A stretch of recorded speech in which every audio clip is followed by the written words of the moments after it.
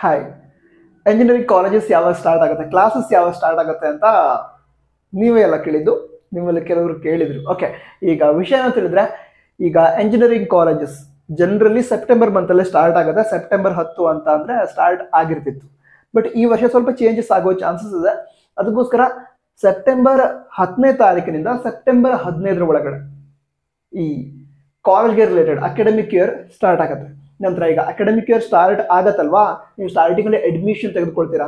Admission ತೆಗೆದುಕೊಂಡ ನಂತರ ಎಲ್ಲ ಕಾಲೇಜ್ಗಳಲ್ಲಿ ಇಂಡಕ್ಷನ್ ಪ್ರೋಗ್ರಾಮ್ ಅಂತ ನಡೆಸ್ತಾರೆ. ಇಂಡಕ್ಷನ್ ಪ್ರೋಗ್ರಾಮ್ ಅಂತ ಹೇಳಿದ್ರೆ ಜನರಲ್ ನಾವು ಅದನ್ನ ಇಂಟ್ರೊಡಕ್ಷನ್ ಪ್ರೋಗ್ರಾಮ್ ಅಂತ ಹೇಳ್ಬೋದು.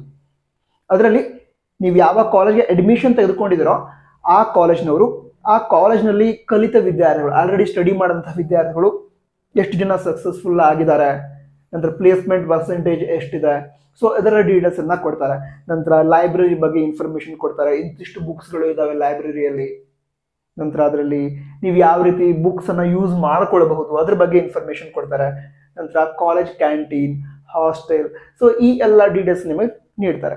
ಅದ್ರ ಜೊತೆಗೇನೆ ನಿಮಗೆ ಯಾವ್ಯಾವ ಲೆಕ್ಚರರ್ಸ್ ಯಾವ ಸಬ್ಜೆಕ್ಟ್ಸ್ ಅನ್ನ ಟೀಚ್ ಮಾಡ್ತಾರೆ, ಯಾವ್ಯಾವ ಪ್ರೊಫೆಸರ್ಸ್ ಯಾವ ಸಬ್ಜೆಕ್ಟ್ ಅನ್ನ ಟೀಚ್ ಮಾಡ್ತಾರೆ, ನಂತರ ನೀವು ಏನೇನು ಸ್ಟಡಿ ಮಾಡ್ತೀರಾ ಫಸ್ಟ್ ಇಯರ್ ಅಲ್ಲಿ, ನಂತರ ಈ ಎಲ್ಲ ಡೀಟೇಲ್ಸ್ ಏನಿದೆ ಅದನ್ನು ನಿಮಗೆ ನೀಡ್ತಾರೆ ಇಂಟ್ರೊಡಕ್ಷನ್ ಅಥವಾ ಇಂಡಕ್ಷನ್ ಪ್ರೋಗ್ರಾಮ್ನಲ್ಲಿ.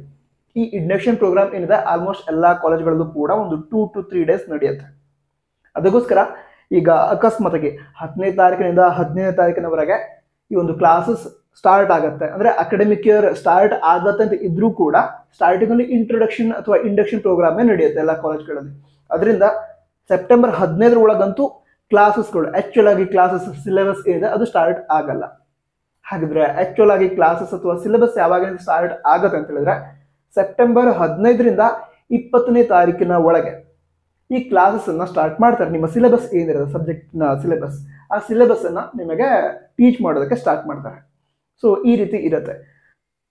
ನಿಮಗೆ ಬೇಕಾದಂತಹ ಇನ್ಫಾರ್ಮೇಶನ್ ಸಿಕ್ತು ಅಂತ ಅನ್ಕೋತೀನಿ. ಸಿಕ್ಕಿದ್ರೆ ವಿಡಿಯೋನ ಲೈಕ್ ಮಾಡಿ, ಮತ್ತೆ ವಿಡಿಯೋ ಬೇಕು ನಿಮಗೆ ಅದನ್ನು ಕೂಡ ಕೊಂಡು ತಿಳಿಸಿ. ಮುಂದೆ ಸಿಗೋಣ. All the best. ಜೈ ಹಿಂದ್. ವಂದೇ ಮಾತರಂ.